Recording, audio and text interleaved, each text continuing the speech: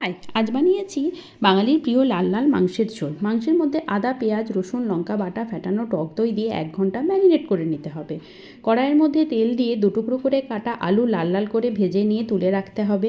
তাতে গোটা গরম মশলা ফোড়ন দিতে হবে। তার মধ্যে পেঁয়াজ কুচি দিলে একটু চিনি দিতে হবে, তাহলে না পেঁয়াজে খুব ভালো রং হয়। তার মধ্যে টমেটো, বাকি বাটা মশলা দিয়ে লাল লাল করে মশলাটা কষাতে হবে। গুঁড়ো মশলা, জিরে গুঁড়ো, হলুদ গুঁড়ো, লাল রঙের জন্য কাশ্মীরি লঙ্কা গুঁড়ো দিতে হবে। ম্যারিনেট করা মাংসটা দিয়ে ঢাকা চাপা দিয়ে 1/2 ঘন্টা থেকে 40 মিনিট খুব কষিয়ে নেবার পর যখন দেখব খুব সুন্দর রং হয়েছে আর গন্ধও বেরিয়েছে, তখন আলু আর মাংস কষা প্রেসারের মধ্যে ঢেলে দেব। কড়াইয়ের মধ্যে নুন দিয়ে জল গরম দিয়ে কিন্তু মাংসে দিতে হবে, না হলে কিন্তু মাংস সিটে হয়ে যাবে।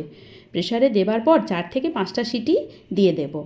সেদ্ধ হয়ে যাবার পর তাতে একটু গরম মশলা দিয়ে গরম গরম ভাতের সাথে দারুণ জমে যাবে রবিবারের দুপুরটা।